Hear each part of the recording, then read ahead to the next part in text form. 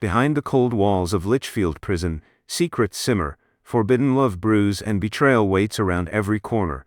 What happens when trust turns to manipulation and innocent flirtations spiral into dangerous consequences? Stay with us as we unravel the tangled web of deception and desire in this unforgettable prison drama. We begin in a women's prison where Daya Diaz arrives at Lichfield as a new inmate alongside two others. As they walk to the door, numerous women glare at them. Morello opens the door, and an elderly inmate steps outside. Morello warns the three new women to stay on her good side. She sends them off to get processed. While Piper is getting her ID made, the guards have trouble with the camera. The younger of the two, Bennett, attempts to fix it. Piper notices an unplugged cord and asks if it needs to be plugged in. The other guard, Mendez, rudely tells her to shut up and stand still. Sometime later, Morello continues to show the new trio around. Daya asks when they will get beige outfits like everyone else. Other inmate walks up to Daya, slaps her across the face, and walks away. Morello shows Daya and Piper to the room they'll stay in while they wait to be assigned to dorms. One inmate scolds Daya for not knowing how to speak Spanish. Later, Daya walks in to see her mom, Aleida Diaz, who greeted her the previous day by smacking her, but instead is confronted by another woman, Maritza, who claims to be her mother's daughter too, and she curses her. After, Aleida refuses to give Daya any extra khakis, and says not to try for them too soon, saying she'll be old news as soon as she's out of her newbie orange jumpsuit.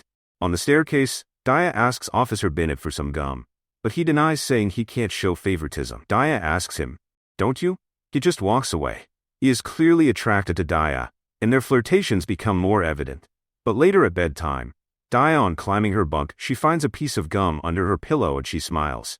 The next day, while sitting in a guard booth, CO Mendez asks Bennett about his tour of duty in Afghanistan and how they dealt with the issue of women. Bennett replies that they used to be visited by some Russian girls, but they often cried, making the situation difficult. Mendez boasts that all the women here are longing for him because they've been locked up for so long. When Bennett asks if Mendez fools around with them, Mendez replies that it's against the rules. During this conversation, Daya walks past their booth. Later, while Bennett is making his guard rounds, an inmate calls him to their cube and she informs him that Daya isn't allowed to put pictures on the wall. However, Bennett compliments the picture, calling it a nice piece of art, and tells the inmate she can leave it up. This makes Daya smile.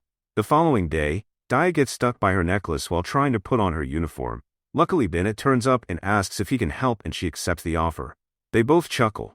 This interaction is charged with unspoken emotions. Here we see Bennett's growing attraction to Daya. The next day, an alarm goes off while Bennett is seen walking the perimeter. However, it is announced on the radio that it is a false alarm. He takes out a tin from the tobacco shack which contains some nicotine lozenges and puts one under his tongue. He finds Daya still lying down and tells her that the alarm was called off, so she can stand up. Bennett explains that he is trying to quit smoking, but Daya mentions she uses menthols. She asks if she can try one, and he helps put one under her lip. However, she finds it disgusting and immediately spits it out. Bennett notices something stuck in her teeth and helps her get it off, sparking emotions between them. After Daya is seen arguing with her mom, she later gives her some corn to trade for necessities. Bennett finds her on the way and reminds her that trading among inmates is prohibited. Secretly, he slips a note into her pocket while holding her hand. Daya pretends that the corn was confiscated in front of the other inmates. She grabs a tissue and walks to the bathroom. Upon reading the note, Bennett explains that he's feeling pressured to be more stringent with the girls. When she arrives at their designated meeting place, she discovers a piece of chewing gum and the note left for her. Later, Bennett discovers her note featuring a picture of him, which boosts his morale. Daya is sitting with her mom, who has already noticed her relationship with Bennett and their exchange of affectionate notes. Her mom advises her to consider dating correctional officers who will support her, rather than those who won't offer any assistance. Bennett finds a note from Daya requesting to meet him tomorrow at the utility closet. Anticipating the meeting eagerly in his guard booth, he waits for the clock to tick. But to his shock, when he reaches the utility closet, he finds Daya's mother, who is completely undressed. In the yard, Daya confronts her mother with a slap, accusing her of trying to seduce Bennett and calling her a slut. Meanwhile, Caputo interrogates the COs in his office about a possible cell phone in Lichfield, warning Bennett about maintaining strict boundaries with the inmates to avoid trouble. That even a smile at the wrong time can land him in serious trouble. Later, Daya meets Bennett in a janitor's closet where he attempts to end their relationship due to its inappropriate nature and the risk to his job. Daya questions if they got intimate with her mother, but Bennett reassures her of his feelings. The two kiss and Daya proceeds to initiate mouth music on him, pulls down his pants to reveal his prosthetic leg. Despite initial embarrassment over his prosthetic leg, Daya affectionately kisses it, demonstrating her acceptance of him.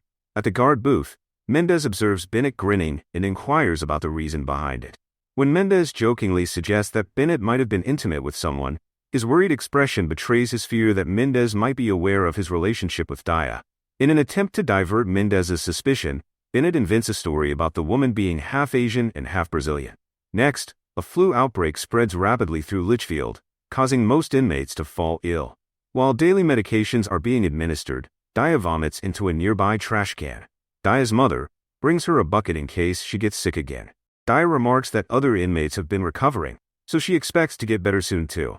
Aleda, however, suggests otherwise, implying that Daya's condition is different and will resolve in 9 months, indicating that Daya is pregnant. The following day we see Gloria mixing some hubs for her while she complains that it smells nasty. She tells him the mixture is going to help her with putting an end to it. However, the mixture seems ineffective, as Daya is still in a very bad state later. When her mother shows up, she tells Daya that she won't let her proceed with her plan. In the mess hall, Daya exchanges glances with Bennett, who is unaware of what's happening. She decides to keep the baby, but asks how they can plan it so that he doesn't get into trouble. Her mother says she will figure out a plan. After a while, Caesar goes by Bennett's apartment. He tells him that he is a relative to Daya and asks how and where the baby will live, and it's at that point that Bennett learns that Daya is pregnant. He meets Daya at their spot, and starts complaining of how Caesar turned up at his house, which Daya says didn't have anything to do with it. Bennett asks if there is a pill she can take to get rid of it, but Daya, who is joined by Aleda, is not willing. He is concerned that the system will discover he had slept with Daya, which could result in disciplinary action for both. He explains that his prosthetic left leg, originally thought to be from his tour in Afghanistan, is really from an infection when he had a cut and stepped into a dirty hot tub in Florida. Aleda warns him that he better start saving and planning for the baby and how to explain Daya's pregnancy, saying, "You got 9 months. Later, Bennett meets with Daya and her mother in the utility closet, proposing to get Daya out of prison on furlough to cover his tracks. However, Daya's mother points out that this process will take longer than expected. Red devises a plan to address Daya's pregnancy issue. Along with Gloria and Aleda, Red encourages Daya to sleep with Mendez and then claim he clapped her, resulting in her pregnancy. During a boys' night out at a seedy bar, Mendez tells Bennett that he feels objectified by the inmates and complains about being seen only as a source of pleasure, expressing that he also has feelings and emotions. When Bennett later meets Daya in the yard, he inadvertently mentions Mendez's complaints from the bar, and Daya uses this information to seduce Mendez, asking about his day and how he stays sharp. Mendez shares the brain exercises he does to stay occupied. The plan goes awry when she seduces Mendez, and he uses protection, pocketing it after they finish. Red tells her that she will have to do it again. Mendez starts to get drawn to her, as he even approaches her in the mess hall and whispers in her ear on wanting to see her again. An inmate approaches Caputo saying she heard someone crying in the utility closet. Caputo enters the closet and finds Daya and Mendez discussing Uganda. Bennett and Daya talk in the yard. Daya says the situation is good and now they are home free with the pregnancy situation, as Mendez will be labeled the father. Bennett is mad that she intentionally slept with Mendez and framed him. She says she did it for their relationship because she loves Bennett, but he remains upset. The plan works, leading to Mendez being temporarily suspended from Lichfield. Later, Mendez returns to the prison to pick up his paycheck and asks Bennett if he delivered his note to Daya.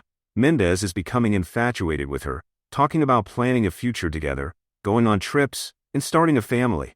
While Daya is cleaning the cafeteria tables, Bennett tells her that Mendez is infatuated with her, implying she must have performed well. Daya asks if Bennett thinks she enjoyed it. He responds that Mendez did and now feels awkward around her. Bennett suggests the baby can stay with Mendez since he believes it's his. Daya proposes a DNA test, but Bennett fears losing his job. He worries about how they'll explain Daya's pregnancy. Daya insists she hates Mendez and loves Bennett, says the plan was flawed, and walks away. The next day, Daya and 2 other inmates practice their dance moves for the pageant while Bennett watches. He yells at them to get back to work, but they tell him to relax since it's the holidays. Bennett overhears and tells them not to say anything. Suddenly, an explosion occurs when an inmate opens the oven and her arm catches fire. The fire is put out by another inmate using an extinguisher. Afterwards, Bennett asks if Daya is okay. Both are shaken. He rubs her face, showing he still loves her despite the incident with Mendez. As the lies deepen and alliances fracture, what price will be paid for love and survival? Don't miss the shocking revelations and unexpected twists that will leave you questioning everyone's motives. Subscribe for more gripping tales and let us know, what would you do in their shoes?